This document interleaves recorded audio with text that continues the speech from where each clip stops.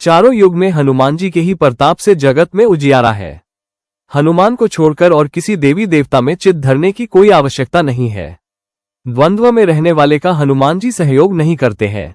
हनुमान जी हमारे बीच इस धरती पर सशरीर मौजूद है।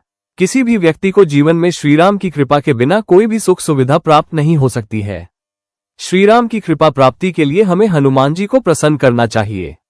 उनकी आज्ञा के बिना कोई भी श्रीराम तक पहुंच नहीं सकता। हनुमान जी की शरण में जाने से सभी सुख सुविधाएं प्राप्त होती हैं। इसके साथ ही जब हनुमान जी हमारे रक्षक हैं तो हमें किसी भी अन्य देवी देवता, बाबा, साधु, ज्योतिष आदि की बातों में भटकने की जरूरत नहीं। हनुमान इस कलयुग में सबसे ज्यादा जागृत और साक्षात है।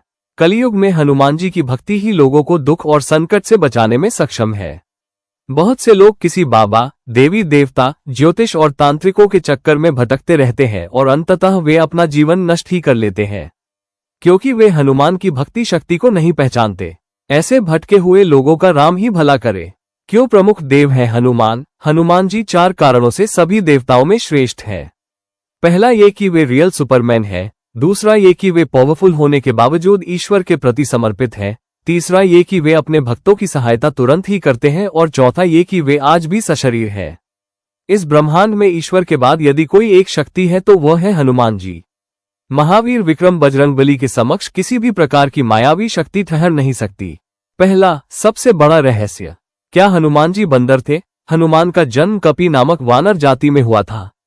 नए शोधानुसार प्रभु श्रीराम का जन्म 10 जनवरी 5114 ईसा पूर्व अयोध्या में हुआ था। श्रीराम के जन्म के पूर्व हनुमान जी का जन्म हुआ था, अर्थात आज फरवरी 2015 से लगभग 7129 वर्ष पूर्व हनुमान जी का जन्म हुआ था। शोधकर्ता कहते हैं कि आज से 9 लाख वर्ष पूर्व एक ऐसी विलक्षण वानर जाति भारतवर्ष में विद्यमान थी जो आज से 15 से 12 हजार वर्ष पूर्व लुप्त होने लगी थी और अंततः लुप्त हो गई। इस जाति का नाम कपि था। हनुमान जी के संबंध में ये प्रश्न प्रायः सर्वत्र उठता है कि क्या हनुमान जी बंदर थे? इसके लिए कुछ लोग रामायण आदि ग्रंथों में लिखे हनुमान जी और उनके सजातीय बांधव सुग्रीव अंगदादि के नाम के साथ वानर, कपि, शाखामृग, प्लवंगम आदि विशेषण पढ़कर उनके बंदर प्रजाति का होने का उदाहरण देते हैं। वे ये भी कहते हैं कि उनकी पुच्छ, लांगूल, बालधी और लाम से लंकाधन का प्रत्यक्ष चमत्कार इसका प्रमाण है। ये भी कि उनकी सभी जगह सपुच्छ प्रतिमाएं देखकर उनके पशु या बंदर जैसा होना सिद्ध होता है। रामायण में वाल्मीकि जी ने जहां उन्हें विशिष्ट पंडित, राजनीति में धुरंधर और वीर शिरोमणि प्रकट किया है, वहीं उनको लोमश और पुच्छधारी भी शतश प्रमाणों में व्यक्त किया है। दरअसल आज से 9 लाख वर्ष पूर्व मानवों की एक ऐसी जाति थी जो मुख और पूंछ से वानर समान नजर आती थी, लेकिन उस जाति की बुद्धिमत्ता और शक्ति मानवों से कहीं ज्यादा थी। अब वो जाति भारत में तो दुर्भाग्यवश विनष्ट हो गई, परंतु बाली द्वीप में अब भी पुच्छधारी जंगली मनुष्यों का अस्तित्व विद्यमान है, जिनकी पूंछ प्रायः 6 इंच के लगभग अवशिष्ट रह गई है। ये सभी पुरातत्ववेत्ता अनुसंधायक एकमत से स्वीकार करते हैं कि पुराकालीन बहुत से प्राणियों की नस्ल अब सर्वथा समाप्त हो चुकी। इससे भी बड़ा दूसरा रहस्य, पहला जन्म स्थान। हनुमान जी की माता का नाम अंजना है, जो अपने पूर्व जन्म में एक अप्सरा थी। हनुमान जी के पिता का नाम केसरी है, जो वानर जाति के थे। माता पिता के कारण हनुमान जी को आंजने और केसरी नंदन कहा जाता है। केसरी जी कपि क्षेत्र के राजा थे। कपिस्थल कुरु साम्राज्य का एक प्रमुख भाग था। हरियाणा का कैथल पहले करनाल जिले का भाग था। ये कैथल ही पहले कपिस्थल था। कुछ लोग मानते हैं कि यही हनुमान जी का जन्म स्थान है। दूसरा जन्म स्थान गुजरात के डांग जिले के आदिवासियों की मान्यता अनुसार डांग जिले के अंजना पर्वत में स्थित अंजनी गुफा में ही हनुमान जी का जन्म हुआ था। तीसरा स्थान, कुछ लोग मानते हैं कि हनुमान जी का जन्म झारखंड राज्य के उग्रवाद प्रभावित क्षेत्र गुमला जिला मुख्यालय से 20 किलोमीटर दूर आंजन गांव की एक गुफा में हुआ था। अंत में आखिर कहां जन्म लिया? पंपासरोवर अथवा पंपासर, होसपेट तालुका, मैसूर का एक पौराणिक स्थान है। हम्पी के निकट बसे हुए ग्राम अनेगुंदी को रामायणकालीन किष्किंधा माना जाता है।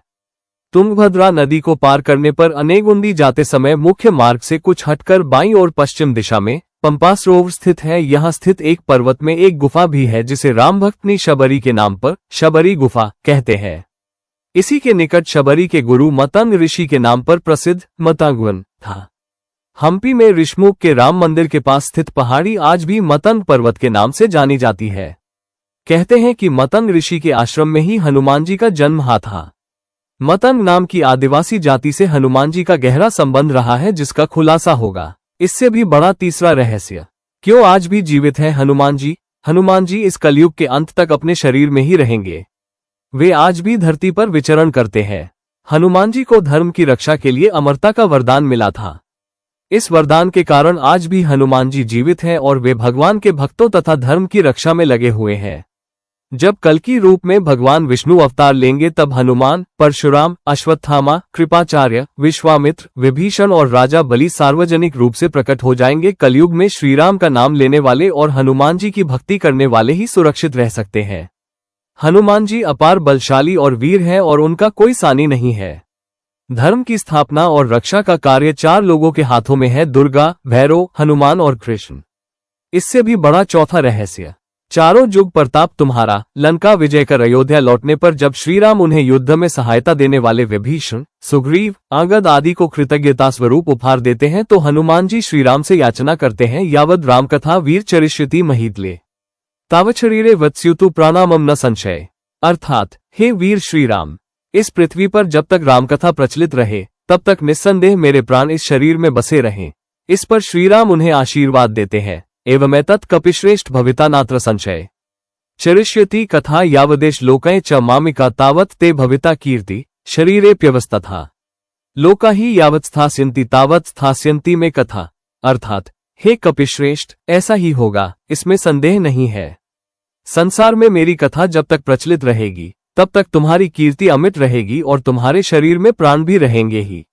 जब तक ये लोग बने रहेंगे, तब तक मेरी कथाएं भी स्थिर रहेंगी। चारों युग प्रताप तुम्हारा है, प्रसिद्ध जगत उजियारा। 1. त्रेतायुग में हनुमान। त्रेतायुग में तो पवन पुत्र हनुमान ने केसरी नंदन के रूप में जन्म लिया और वे राम के भक्त बनकर उनके साथ छाया की तरह रहे। वाल्मीकि रामायण में हनुमान जी के संपूर्ण चरित्र का उल्लेख मिलता है। 2. द्वापर में हनुमान। द्वापर युग में हनुमान जी भीम,